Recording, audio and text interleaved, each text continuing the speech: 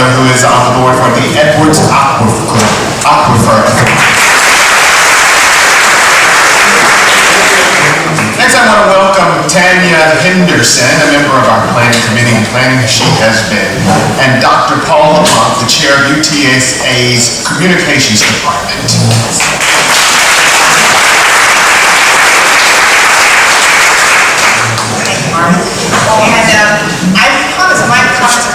I'm here to do three things for you. The first is to welcome each and every one of you to the 14th annual Juneteenth Freedom. This is an event that was established by Kathy Playlittle, and for the past 2 years, we've had the honor on our host committee of bringing the event to you. And it has been quite a treat for me personally. I've learned a lot about the San Antonio East Side, about our history here in San Antonio in the past 2 years, more than I've learned in the entire 15 years I've been here as a community member. So this has been a tremendous effort. And also what you heard from Marvin is that we're here as to raise funds for the scholarship held in Kathy Claylittle's name at UTSA. And so that's the second thing I need to tell you about. This is a fundraiser, so if you haven't participated in our 50-50 event, flag down the lady that's in silver and white, and she'll get you some tickets. We will also take any dollars or anything that you feel that you can have the capacity to give tonight by way of donations. You can make checks payable to UTSA. We will ensure that those funds get to the scholarship fund. Also, anything above and beyond costs for this dinner, just to let you know, goes towards that scholarship fund. So this is not a fundraiser for us. This is really for that fund, and it's a very, very worthy cause. You guys are all hearing about students who are coming out of college very deeply in debt, so anything we can do to help them start their lives a little less in debt would be very, very worthy. So the third thing I'm here to do is to turn this mic over to Dr. LeBlanc, who's going to tell us more about the scholarship. LeBlanc.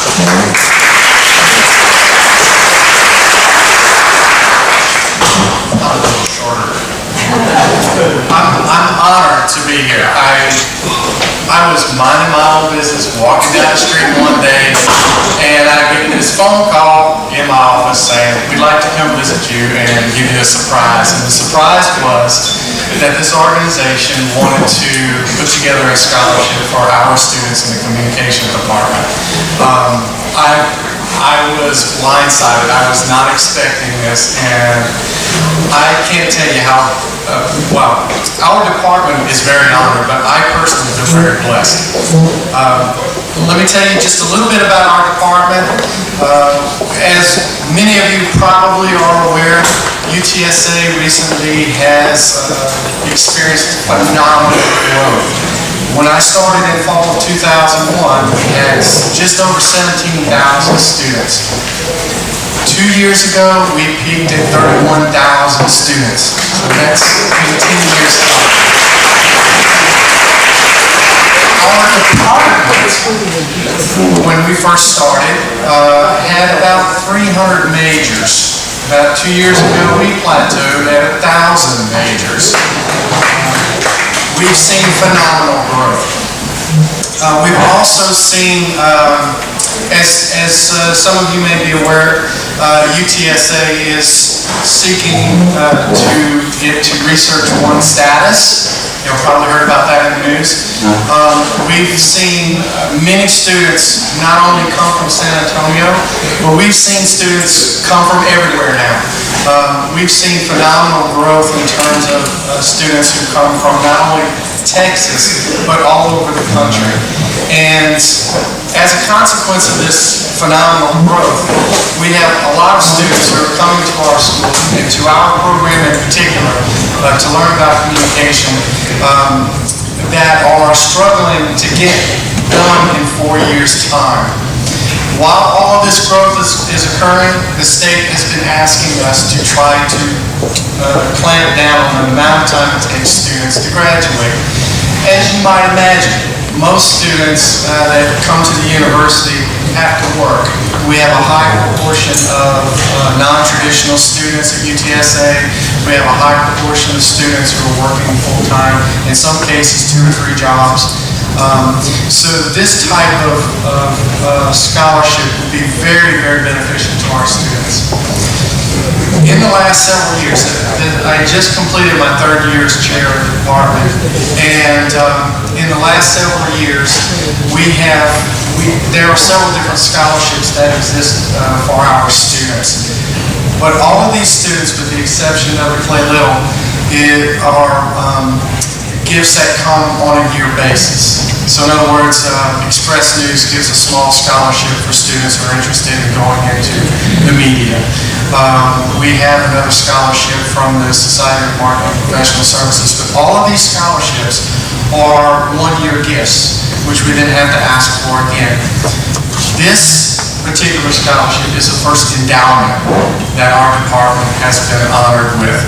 And that's big news for us. We haven't had this sort of thing before. We're competing against other departments that are more well established than we are, but we have significant need. And so I'm very, very honored to represent my department and to say thank you for our students.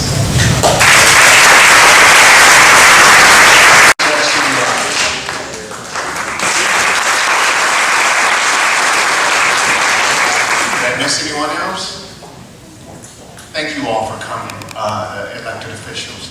And thank you, Dr. LeBlanc, for your remarks. Everyone, please continue to enjoy your dinner, and if you're like me at my table, we've already started cheating on the HEB desserts that are in front of you, so feel free to reach over and grab a few of those. In the meantime, I'd like to introduce you to a mime troupe. They are absolutely phenomenal.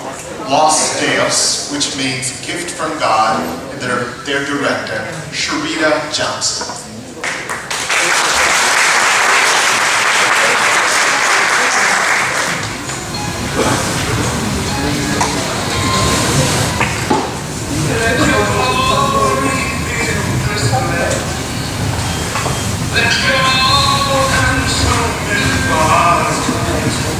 Fill this tabernacle, purify our hearts.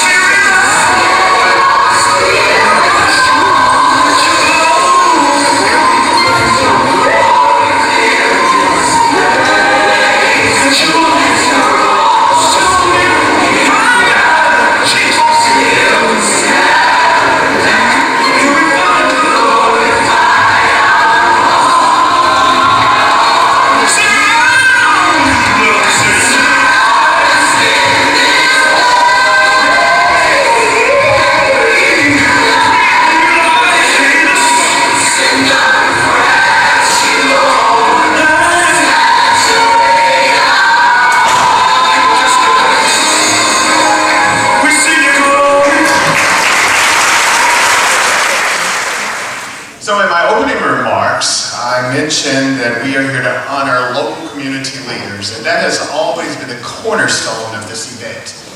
Tonight's honorees include an innovative business owner, a powerful couple, or power couple, I should say, and a community advocate for the East Side.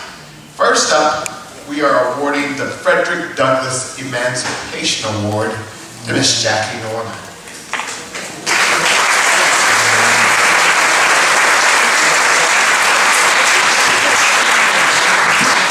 Let me tell you a little bit about Jackie. Jackie was born in Detroit, Michigan, a self-described military brat. Gorman grew up on Army posts or wherever her father was stationed. She graduated from Balboa High School in the Panama Canal Zone, where she served as senior class president. She attended the University of Michigan in Ann Arbor. On a full 4-year scholarship, she earned her BA in political science in 1980. After graduation, Gorman joined the family business and served in the U.S. Army as a military intelligence officer. Since leaving the Army, she has had a very diverse career, ranging from selling Tide for Procter & Gamble to building subdivisions and tract homes for a production home builder. Gorman, of course, has since moved to San Antonio back in 1987, where she accepted a position with the Texas Engineering Extension Service. In her over 16 years with them, she's held a variety of leadership roles. In 1994, she got her MBA from the University of Texas at Austin. She left in 2004, she started her own business, I should say, Ivy Consulting, and served as a senior partner with Allen Austin Executive Search Consultants. Today, Gorman is the Executive Director for San Antonio for Growth on the East Side. You may have heard of it. It's called SAGE. It's a nonprofit charged with revitalization and economic development of San Antonio's East Side. She's a lifelong Girl Scout and a holder of the highest award in Girl Scouting.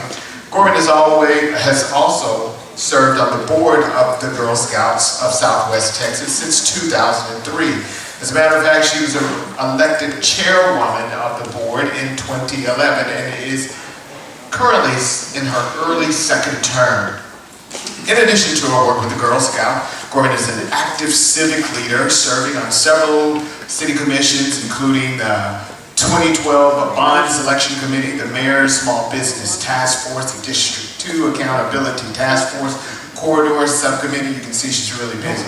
She also serves on the many boards and advisory committees like the Alamo City Black Chamber, where she's a parliamentarian, the United Way of San Antonio, and other organizations. She's also a lifelong member of Alpha Kappa Alpha Sorority Incorporated, and she was the 35th president of the graduate chapter here in San Antonio. She is a highly sought after speaker, making presentations locally, regionally, and nationally.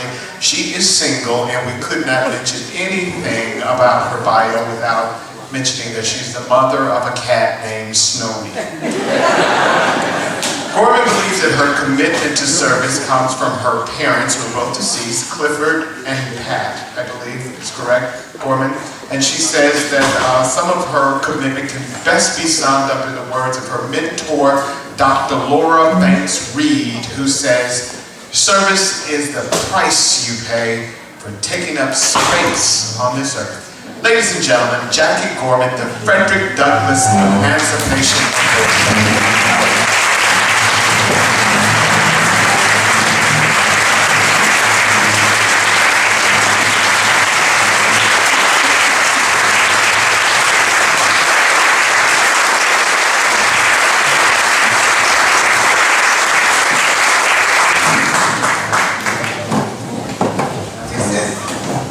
Quite an honor.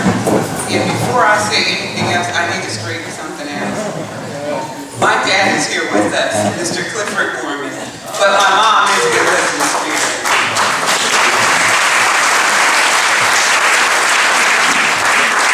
You know, I think that there are 3 pillars in your life that make you do the things that you do. Those 3 pillars are your faith, your family, and your friends. So the faith part is right here because Bethel AME Church was my church home for many years, and every time I pull into this parking lot, I feel like I've come home. So you're seeing my faith.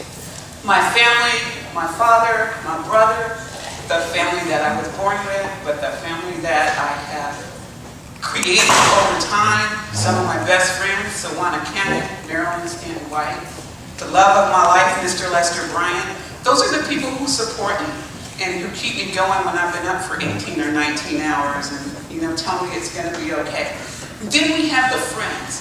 Those are the people who teach you things, who let you know when that idea is not gonna work or that outfit is really not appropriate. Or those shoes might just be a little bit too high. Those are the people though who keep you on the straight and narrow and who encourage you to do your best work. All of those pillars are the reason that I do what I do. I tell people that I have the best job in the world. I love working for SAGE. I love working for the East Side. My second job, though they don't pay me, is as board chair of the Girl Scouts. And people ask me, why do you do that? You don't have children. But I do. Because every time I put on my Girl Scout uniform or my pin, there are 23,000 girls in Southwest Texas that I am responsible for. And each one of them are my daughter. And so I am so honored and humbled to be up here today receiving this recognition. So thank you very much.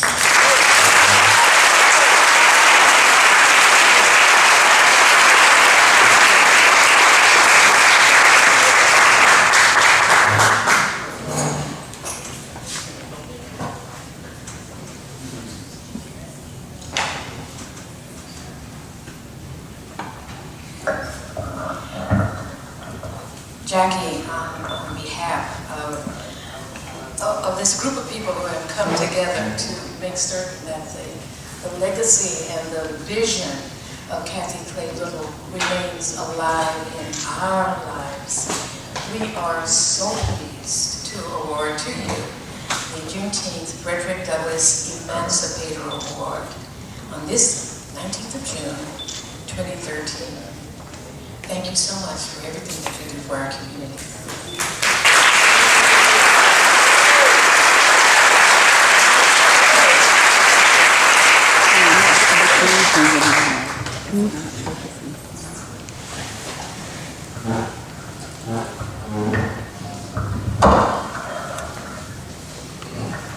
Next, we are awarding the Harriet Tubman Award of Courage to a dynamic duo.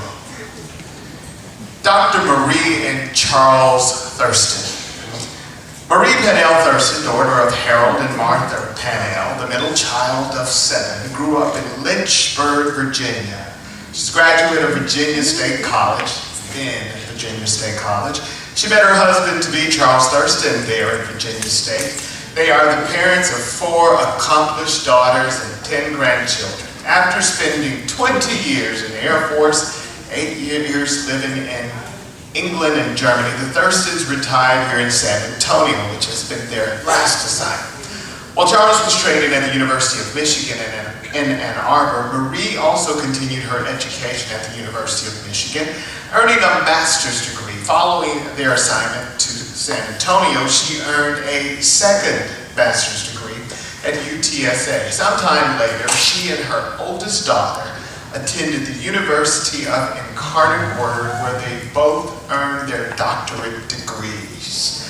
Before joining St. Philip's College, Thurston was the manager of her husband's medical practice and for 12 years the owner of a resale shop and fine apparel store for women. Presently, Thurston is employed at St. Philip's College, where she is the coordinator of the oral history program and the author of the history of the school entitled St. Philip's College, a point of pride on San Antonio's east side.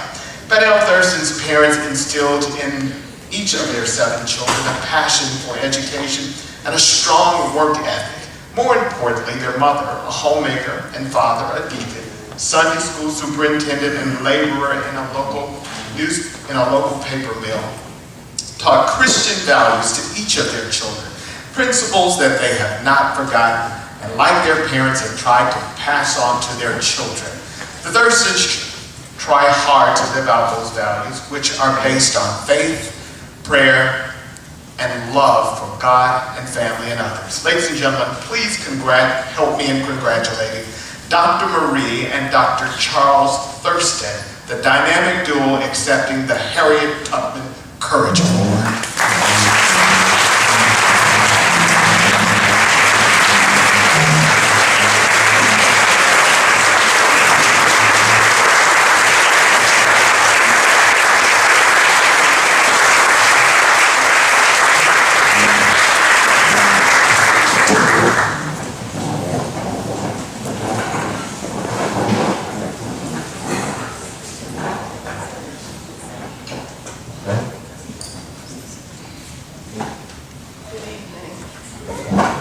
It's an honor, an absolute honor to be standing here and seeing all of you out there, my friends, my new friends that I've met tonight. My children, at least one of them and one of my grandchildren, my pastor and his wife. I'm just delighted to be here. You know, in my bathroom, we have a painting that someone gave to me many years ago, and it says, every time I start to whine, I think about what Harriet Tubman did for a living. You know what she did. And then I can't complain. I grew up in Lynchburg, Virginia, and I know what it is to ride on the back of a bus. There was I used to babysit for a lady when I was in high school, and the bus driver I lived outside the bus line, and so if you missed that bus going home, might be 45 minutes before another came, and they stopped at a certain time, and I had to walk home, like 2 miles in the dark. And the bus driver used to leave me, he'd get me there, almost there, and he'd leave me every time he closed the door to me. But you know, he didn't do that. Because what happened is I said, okay, someday I'm going to own that bus line. You know, I didn't stay there in Virginia long enough to own that bus line, but God is good. God is good. There's another kiss that came my way. I'm so delighted to receive this award. I'm not sure that I'm worthy, but I do appreciate it. Thank you very much.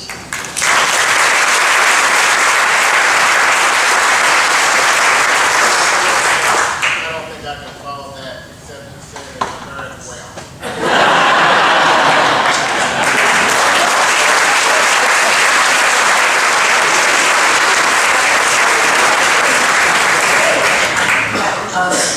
Truly a dynamic duo at the peak of their fields, and we are so fortunate to have them working in our community. I must add that I'm a proud graduate of St. Philip's College, and am so proud that Dr. Thurston is a part of that great institution, a historically Black college and a Hispanic serving institution that is just doing wonderful things in our community. Now, I haven't had a need for a dermatologist yet, but that may be in my future, so I know where I'm gonna go.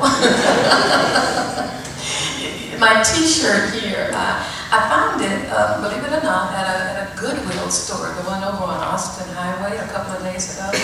And I said, this is so appropriate because it has these dates on it, and they really reflect part of the mission and the vision of Kathy Clay Little and the beginnings of this event which honored people in our community. And what we are trying to do and what you are succeeding in doing is to make certain that the people in our community are doing the hard, heavy lifting and doing it in a way that makes us proud, are going to be recognized. So it is with great pleasure. And take a look at this beautiful flag.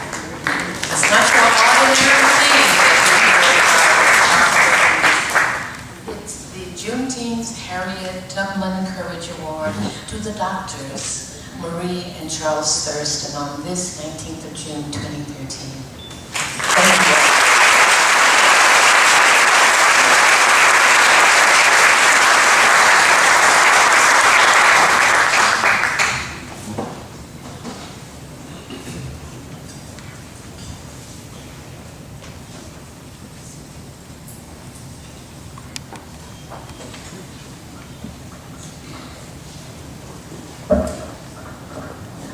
And finally, the Sojourner Truth Advocacy Award goes to Sho Nakpodia.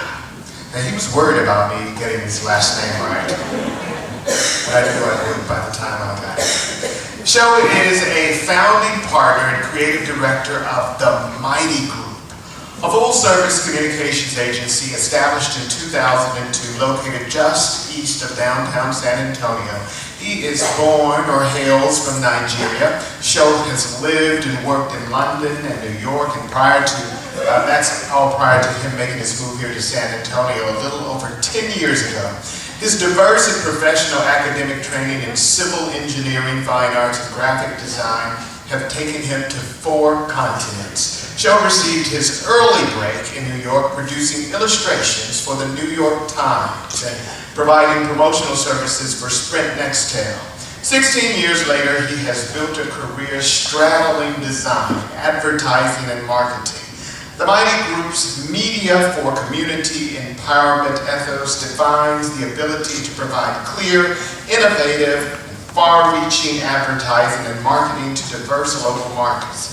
Sho's aptitude and passion for creative direction is well sustained by his extensive background in writing, illustrating, interactive design, and photography. He has worked with a number of corporate, civic, city clients throughout the nation. His personal commitment to the growth of San Antonio's Eastside community has led to the development of Dream Week and participation in various city commissions and committees such as the San Antonio Eastside Accountability Committee and several others. Sho currently serves on the board of Goodwill Industries and the Downtown Alliance. Please join me in congratulating Sho Nakpodia for his Sojourner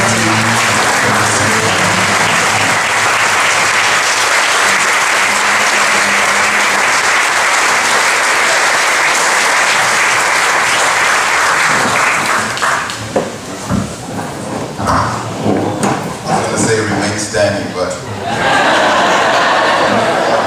thank you all so much. This is, I don't even know what to say. Who put me after Jackie? And I think it's a bit of a mistake. I actually thought it was, initially I thought it was, my wife is all squeamish. My beautiful wife, Tracy. This is one of the reasons I'm here.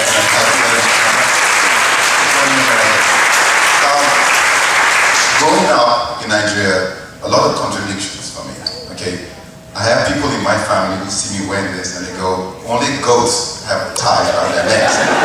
So I have to explain that to them, I mean, quite honestly. And then you come to an environment like this and everybody has a tie, it's a mark, and I have to explain to folks that I'm getting an award by a woman called Sojourner Truth. And got an award by a woman? I mean, what's that, Sho? What's going on? And I said, yes, it's about what I've done in this community. But why did they give you an award for a woman, So, it's a kind of a language issue that we face constantly, where translation is lost in translation. You can't explain it. And it's one of those things, because I had to read about Sojourner Truth. I had to read. I almost read everything to read about her. And it's the idea of actually walking out into darkness, a place where you do not have any idea what your tomorrow is going to bring, what the next second is going to bring. I think it's a tremendous kind of power that you have to possess that will make you leave an environment that at least feeds you. It's slavery, of course, but you're fed. You have a roof over your head, and you walk out of that environment into a nothingness. You do not know what tomorrow will bring, because you do not basically like your station, or you're not happy with your station. And that's the truth for all African Americans, in a sense, looking for that place where you can be yourself and not settling. And it's the same way I feel when I write about going to different continents and living in different continents. It's never because I feel that I am well traveled, but because I'm searching for that place that I feel comfortable, welcome. So when I receive an award like this, it tells me I'm getting closer to home. And I thank you all so much.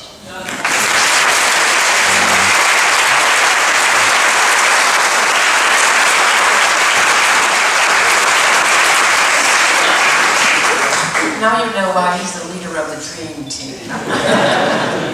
And for those of you who are not familiar with the work of his agency, the Mighty Group, hands for people who are subscribers. Hey, I haven't told you what it is yet. Either subscribers to the Carver Community Cultural Center's year of performances, or have been to one. Because if you have picked up their booklet, which describes the seasons that they have done, particularly the one that just ended last week, 2012, 2013, you have seen an example of the wonderful, creative, beautiful, illustrative work that the Mighty Group does. And this is the Mighty Group standing right here behind me. Out of Africa, more recently than our forebearers.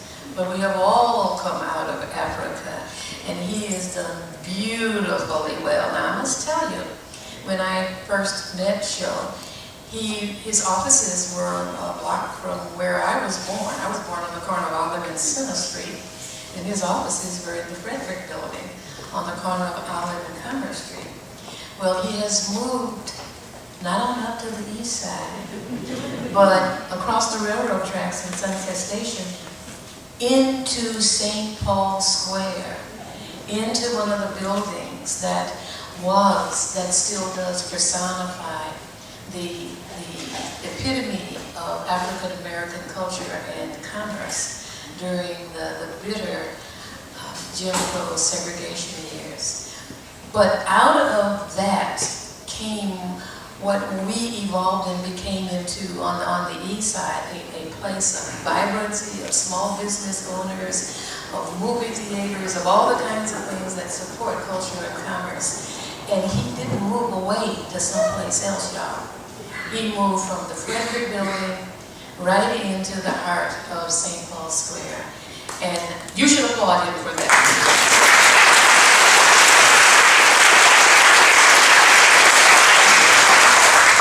So I hope your heart feels good because you're in the community, because the community feels good about you, Shell. So the San Antonio Juneteenth Association gives you the Juneteenth Sojourner Truth Advocacy Award, Mr. Shogari Nakbodia. Those boys go, right?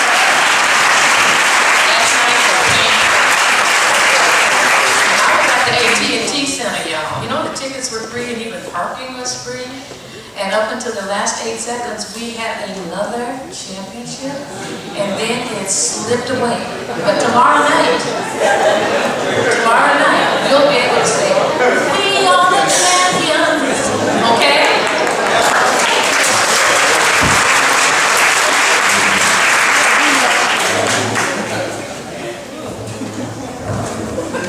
How about another round of applause for our awardees?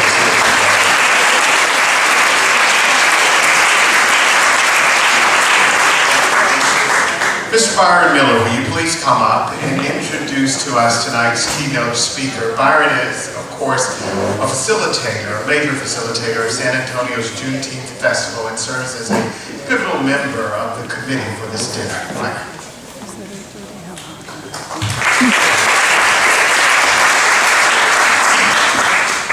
Thank you, Martha. Well, first of all, let me just say thank all of y'all for coming out today, but I'll come back with some remarks. I want to acknowledge my pastor, Pastor Raymond Bryan, and his fine church, Bethel. Let everyone know that the chairman of this community center, the Beasley Brown Community Center, is Melbourne, Brazil.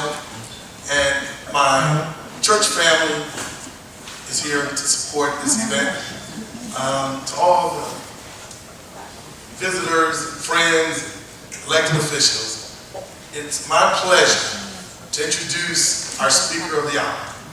And I must say that I actually met his wife first because she has worked for the city for over 15 years with the Convention and Visitors Bureau as Director of Sales, or in a sales capacity, and has done such a wonderful job. And so, Felicia, we want to say, job well done as a city employee. But it was later on that I had the opportunity to meet her husband, and she introduced him as, well, this is Dred. I said, Dred, that's an interesting name. And he said, my name is Dred Scott Madison. And, you know, the first thing I thought was, not the Dred Scott. I'm right here in San Antonio. And he said, yeah. and he'll tell you, I was just excited.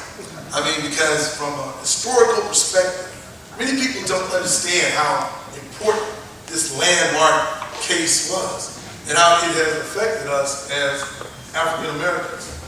Because this Supreme Court case affirmed the Constitution that black folks were not citizens. I don't know how many people realize that. But he is the great-great-grandson of Dred and Harriet Scott. He is retired from the Air Force and is currently a member of the Air Traffic Control Staff at Randolph Air Force Base. He's been a resident here in San Antonio since 1991. He and Felicia have 3 children. Koyana is here, and she told me she's a communications major at Prairie View A&M University. And we're happy to have you. And she has 2 brothers and 2 more sons. And so, without any further ado, Dred Scott Madison.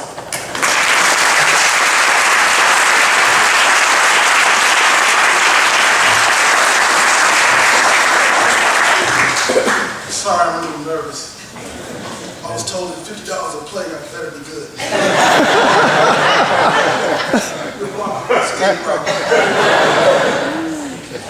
My name is Dred Scott Madison II. I'm the great-great-grandson of Dred and Harriet Scott, the plaintiffs and among the many victims of the worst Supreme Court decision in American history, the Dred Scott decision. I'll give you a little bit of history. I'm the great-great-grandson of Dred and Harriet Scott. I'm the great-grandson of their oldest daughter, Eliza, and her husband, Wilson Madison. That's how Madison came to be. I am the grandson of Eliza and Wilson Madison's youngest son, John Madison, and Grace Cross Madison. I am the son of John and Grace's second son, Dred Scott Madison. I'm actually named after my father. My father was named after Dred Scott. And he would often tell me, don't let it go to your head, boy, you're just part of the gene pool.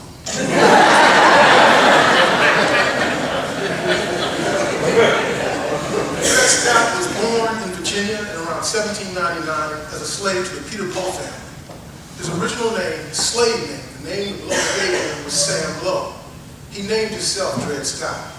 Now there's stories going on as to how and why. There's a story that he had an older brother named Scott who died and took on his name. There's a story that he had a wife and child who were sold, and that's true. He ran away after them, was captured, and he changed his name to Dred Scott.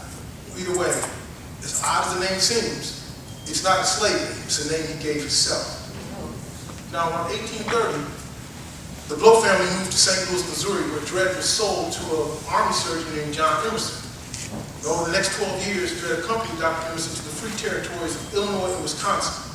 And these territories were designated as free by Congress under the Missouri Compromise. Now, while in Wisconsin, he met my great-great-grandmother, Harriet Robinson, who belonged to another Army officer. Dr. Emerson bought her and then they married. The first child, my great-grandmother, Eliza, was actually born in free territory on a riverboat on the Mississippi River. Years later, her younger sister, Elizabeth, was born. Now, while they were in free territory, Dred and Harriet were routinely hired out to Army officers' families. The money was given to Dr. Emerson, and they got to keep a few pennies. Well, in 1842, they moved back to St. Louis, Missouri with Dred's family and Dr. Emerson and his wife, Irene. where they were routinely hired out to families in St. Louis. Well, shortly after Dr. Emerson died, and all assets were turned over to Irene Emerson. Well, Dredd approached her and requested to buy him his family's freedom. He didn't want the same thing to happen again, where his family was sold away. He wanted to protect his wife and daughter. Mrs. Emerson said, no, you can't do it. So some friends of Dredd in the area approached them, specifically a reverend at that church named John Anderson, and said that he should sue based on a long-standing Missouri statute known as once free, always free. Now, this statute stated that once a slave is taken to free territory, that slave is free, regardless of whether they're taken back to slave territory or not. It stated once the bonds of slavery are broken, they cannot be reattached. So, in 1846, they filed a suit. And ironically, the person who was backing and financing the suit was a man named Taylor Blow, the son of a man who actually sold him to the Emersons in the first place. Now, initially, this was going to be an insignificant trial because hundreds of slaves had been freed based on this suit, on this once free, always free. In fact, 10, 15 years earlier, it was known as the golden age of freedom suits because slaves were being freed all the time based on this Missouri statute. So to Dredd's supporters, this was going to be a short and sweet trial, so they thought. They had no idea that this was going to be over a decade-long ordeal that took their family through hell. Mental and physical abuses, death threats, 5 trials starting in the old courthouse in St. Louis and ending in the United States Supreme Court. The first trial was in 1847 in the Circuit Court in St. Louis. The judge found in favor of Ms. Emerson based on the technicality. They couldn't prove that Dredd had been in free territory, but they allowed him to refile. 3 years later, they refiled in 1850, and they were free, technically, but not really, because Ms. Emerson filed an appeal to the Missouri State Supreme Court. Now, see, this is taken on a life of its own now. Between 1847, when we filed the suit in 1850, the family was remanded over to the sheriff's office. Basically, they couldn't protect the custody because of the abuse they were taking. The 2 daughters, Eliza and Lizzie, were hidden. They were going throughout this whole ordeal of Dredd and Harriet hidden. Because again, he didn't want his children sold away. So, Miss Emerson appealed to the Missouri State Supreme Court. Harriet's name was dropped from the suit, so it became Dred Scott versus Irene Emerson. The Missouri State Supreme Court overturned the decision and returned Dredd to slavery.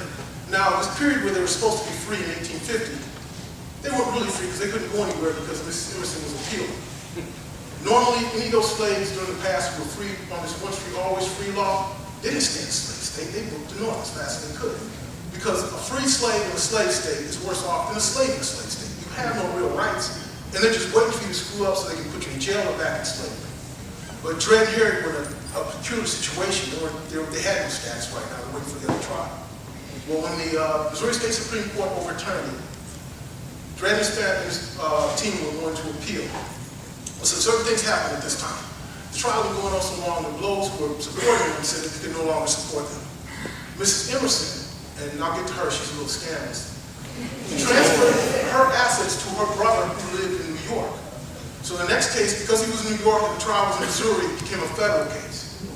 Well, because they couldn't support, the Blows couldn't support him anymore, a man named Roswell Field, a prominent lawyer, said that he would support them in the federal case, which is now a federal case. Now this thing is blown up, out of control. It's out of everybody's hands. It's taking on a life of its own. It started in the circuit court in the city of St. Louis, went to the state, now it's federal. It's national news now. Roswell Fields volunteered, but he knew he had other intentions. People back then, because the lines have been drawn now, slavery and pro-slavery. They wanted this thing settled in courts. Roswell Fields knew that he was going to lose in the federal court. His intent was to go to the Supreme Court. 1857, well, they lost the federal suit. He knew he was going to. They went to the United States Supreme Court. One of the lawyers that helped Dredd's team was a George Curtis. George Curtis was the brother of the Supreme Court Justice Benjamin Curtis, one of the 2 dissenting votes in the Dred Scott decision. Curtis and McLean dissented. Now, I will tell you about Miss Emerson, how scandalous she was. 1850, when she lost the first case and returned Dredd to freedom, Dredd was carried to freedom, she appealed. During her appeal, she got married. She married a man named Dr. Calvin Chaffee, a congressman from Massachusetts, a Republican, an abolitionist, a staunch anti-slavery guy. Slaveholders hated this guy. He had no idea that not only did his wife own a slave, but at the time, the most famous slave in the world. The only way he found out was they attacked him relentlessly in the newspaper as a hypocrite. The most famous slave in the world is owned by none other than the wife of Calvin Chaffee, the Republican and abolitionist. It ruined his career. Goes to the Supreme Court. In his opinion, Chief Justice Roger B. Taney said that Dred Scott was a plaintiff in error, meaning that since he's not a citizen and a slave, he had no right to bring suit in the courts in the first place. But he got even dirtier than that. He went on to say that my great-great-grandfather and people like him were a subhuman species, not protected under the laws of the United States. He said that the black man has no rights to a white man's boundary respect. Basically, the Dred Scott decision sentenced all blacks in this country to slavery with no chance of freedom. Or so they thought. Now, at this time, through 11 years of turmoil, Dred and Harriet and the family, they didn't care what Roger B. Taney had to say. They didn't care about man's law. They didn't fight for man's law at this point. They were fighting for God's law. Man's law said that they were a subhuman species. God created all men equal. Man's law said that they had no rights. God acknowledged unalienable rights. We hold these truths to be self-evident, that all men are created equal and endowed by their Creator with unalienable rights. And among these are life, liberty, and the pursuit of happiness. So the Declaration of Independence. These are among the greatest words ever written by men. God-inspired words. The Constitution, the Bill of Rights, the Declaration of Independence. God laid the framework, the blueprint for this country to these men like he gave Moses the Ten Commandments. And what did they do? They went out and supported and participated in the most horrendous acts against human beings. And it bothered me. I often wondered how men who could write these eloquent words, be touched by God like this, leave and commit such horrendous acts. And make no mistake, slavery was an abomination. It was a stain on man's souls. As a youth, it bothered me to no end. So I prayed on it, and it came to me. Satan. The devil, yeah, Satan was an archangel who walked with God. He knew right from wrong. He knew good from evil. He turned against God. He turned evil. He chose to do that, just like these men chose. Now, I know I'm sounding like I'm saying the devil made him do it. And in a way I am. Man has always struggled with good and evil, right and wrong, God and Satan. It's like that little angel on one shoulder and the devil on the other. We make decisions daily. It's that two-edged sword of a gift God gave us. It's called free will. Everyone has it, even the angels. And this young country was no different. Constantly struggling to achieve greatness under God while committing genocide and murdering Native Americans, kidnapping and enslaving and murdering men, women, and children from Africa. The ideas of this country were inspired by God, but the conduct was motivated by Satan. Something had to give. The people of this country, everyone, in the back of their minds knew this country could and would never be a nation under God as long as slavery existed. This country had to be cleansed. And it would take bold and courageous acts from bold and courageous people. It would take a civil war from 1861 to 1865 and over 600,000 lives. It would take the Emancipation Proclamation in 1863, its 150th year of the Emancipation Proclamation, which did not abolish slavery in the United States. The Emancipation Proclamation did not even free all the slaves. It reads that all slaves within the rebellious states are free, which means if you were a slave state loyal to the Union, you still got to keep your slaves. Slavery was not abolished until the 13th Amendment, which abolished slavery in 1865, abolished slavery in the United States and its territories. And that was followed by the 14th Amendment, which granted African Americans citizenship and civil rights. We're still working on that trademark. And that was followed by the 15th Amendment, which granted African American males the right to vote. Sorry, ladies. None of y'all got to vote until 1920, the 19th Amendment. It took all these acts, and it took great people like Abraham Lincoln, Dred and Harriet Scott, Sojourner Truth, John Brown, Frederick Douglass, Harriet Tubman, and a man named Gordon Granger, who 148 years ago today landed in Galveston, Texas, June 19, 1865, and read General Order No. 13, which reads in part, The people of Texas are informed that in accordance with the proclamation from the Executive of the United States, all slaves are free. It took these acts and more to transform this nation from one of darkness and evil and slavery to the light of freedom of God. Happy Juneteenth. It's been an honor and a pleasure for me to share this occasion with you. I'm blessed. Thank you, God.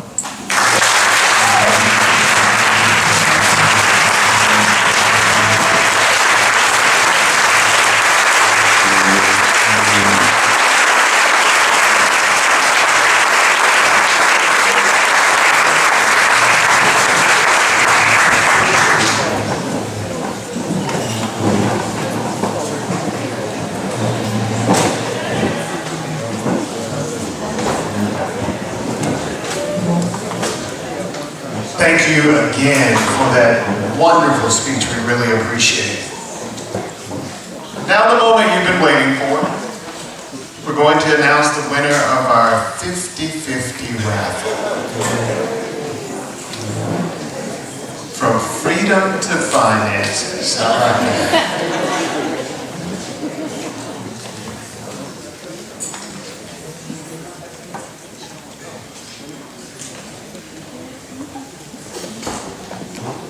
I see the basket wandering the room. We're going to get someone to pick out the basket.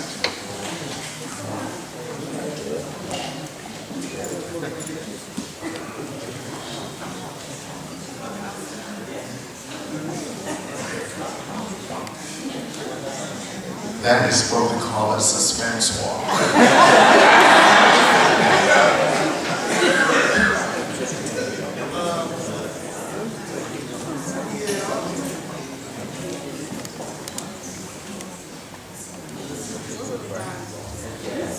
Remember, half of the money goes to the scholarship, and the other half goes to the winner tonight.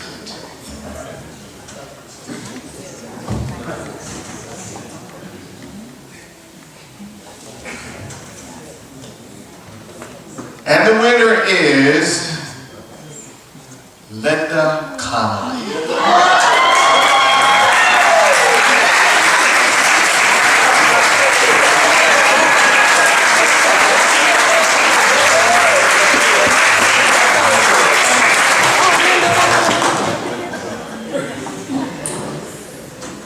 Linda, you can come forward. Now, Linda, for a small price, I can arrange a personal escort to your car tonight.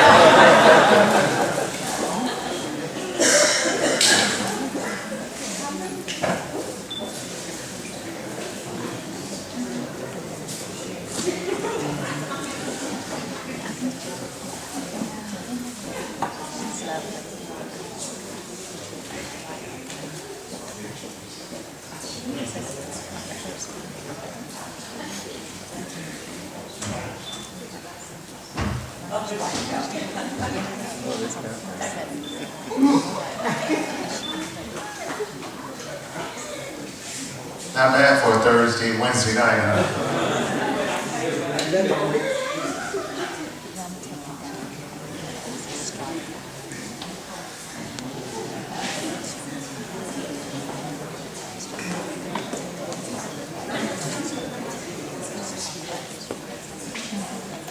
We raised $204 in here for the raffle, and half of that goes to Linda, right? Okay, Linda.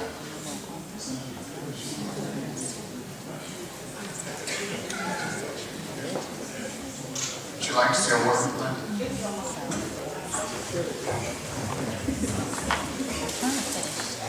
Thank you very much. We scream at the table because if you're a God-fearing person, you know what they mean when they say name it and claim it. So when you were going through the rendition that it was time for the raffle, I told everyone at the table that someone at the table was going to win the prize. And when they won the prize, take a point of privilege, because we have a special presentation for one of the honorees this evening, and it was me. So I feel really blessed and honored that I named it, and I claimed it, and I won it.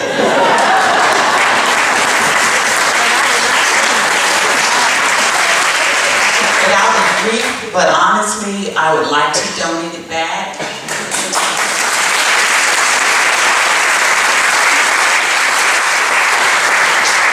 I had the esteemed pleasure to know, to meet, and to love the honoree. And in fact, Mrs. Little was truly a remarkable person, and I can recall her talking this vision into life. And so anything that I can do to support that, I will definitely do. So please accept the donation. Thank you very much.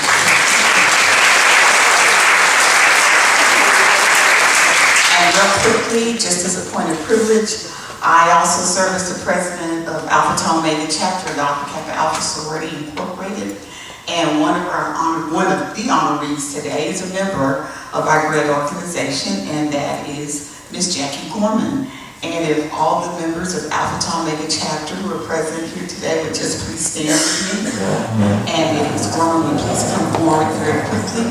I don't plan to be before you long today.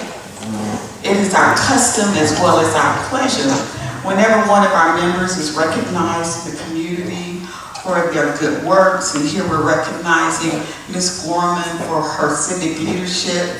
It's our esteemed pleasure to also provide them with a presentation by way of bouquet of pink roses. So, on behalf of Alpha Tau Omega chapter of Alpha Kappa Alpha Sorority Incorporated, I present to you today this bouquet of pink roses for your civic leadership. And in receipt of the award by the San Antonio Juneteenth Association. So please, let's give her a round of applause.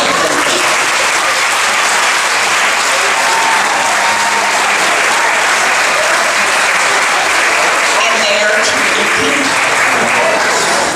Thank you very much. To close out our evening, I want to bring back Byron Miller for some final remarks for tonight.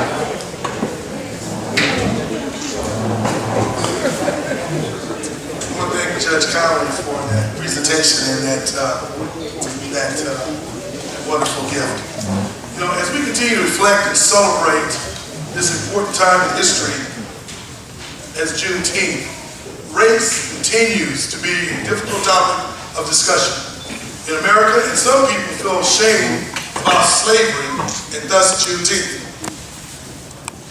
But as we remember the events that led up to the abolishment of slavery, we must look at who was really free in 1865. Most think it was only blacks who gained their freedom, but whites were also free.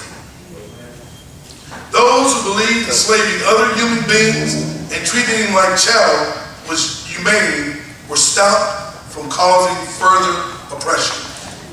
Those who detested slavery and worked to end it were freed of the pain, hostility, and abuse they suffered as a result. And those who preferred to maintain the status quo for the sake of tranquility were absolved of their guilt. Therefore, all were affected. Today, people can't be held, and this may be some objection to this, but I believe today people cannot be held responsible for what their ancestors did or did not do.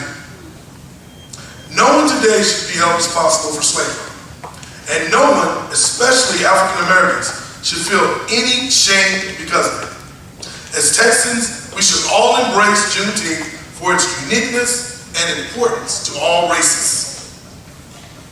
As a result, we will use this occasion to honor the works of the late Kathy Clay Little, who was a journalist, a newspaper publisher, and advocate of political, economic, and social justice.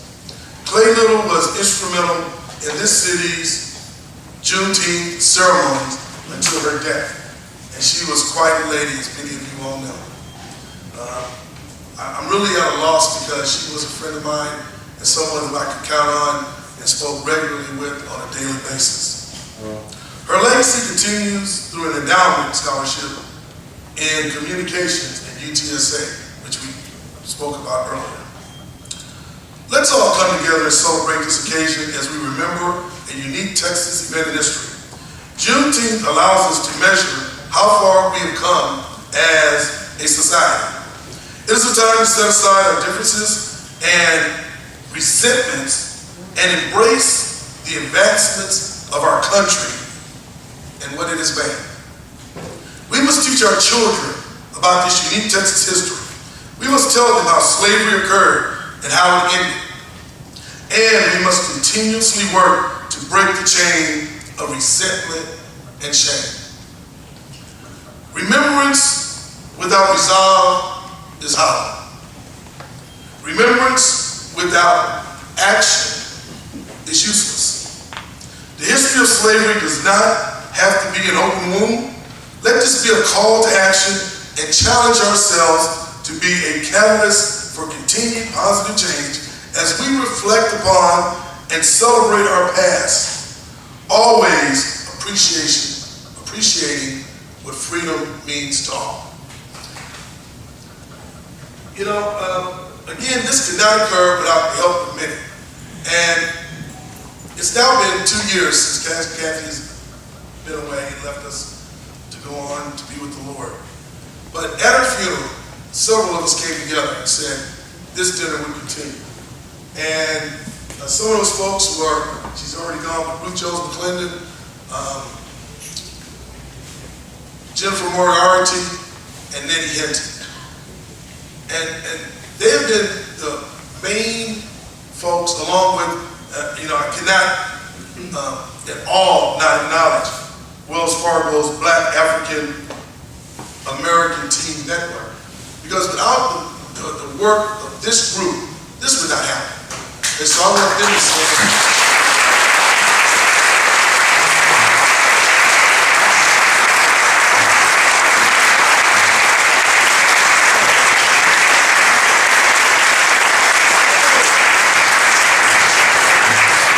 and within this group, there's a mini committee that I'm not gonna call their names, but again, they know who they are and they know what a great job they've done.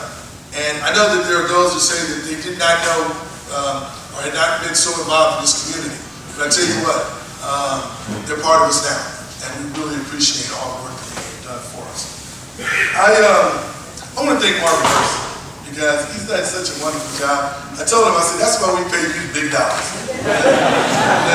Because he's done such a wonderful job. Now, I know many of y'all know his boss, Kurt Davis, who was with Ken's, who was leaving us and go on to bigger and better things.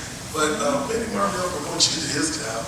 Maybe we need a write-in type of campaign for that. But thank you, Marvin, for the great job that you've done.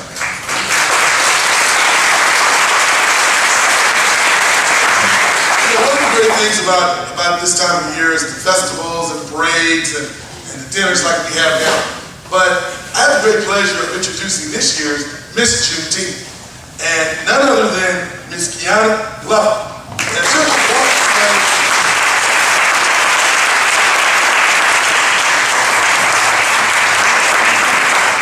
Miss Glover was crowned this Saturday at Second Baptist Church.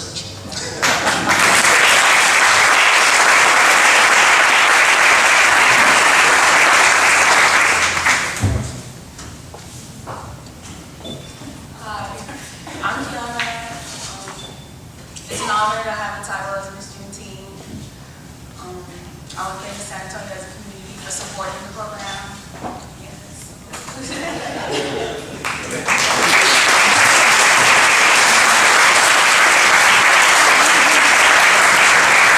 Okay, it's 8:45. It's not a bad time to get out, is it?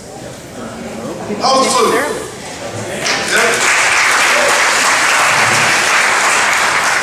I want you to mark your calendars for next year. Same place, same time, but not on a Wednesday, on a Thursday. And I'd like for you all to help us, because I think it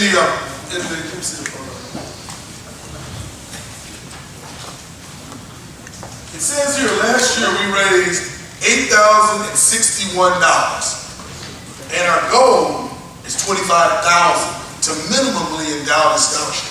So we're $16,000 away, but we need to count what we got as a result of this program here. It's our goal to raise $25,000 in 3 years. So hopefully we made it this year, but I guarantee you we'll make it by next year. And so again, I want to thank Wells Fargo because that's where all the money is. And the more money we put in Wells Fargo, the more interest they'll give us. Jennifer paid us. But everyone, happy Juneteenth. Good night. We have an invitation on our pastor. The pastor's going to give the invitation. And now, may the tenacity of Dred Scott, the abolitionist spirit of Frederick Douglass, the courage of Harriet Tubman, and the spirit of Sojourner Truth be in each of you as you go forth and celebrate freedom. May God bless and keep you now and forever. You're dismissed.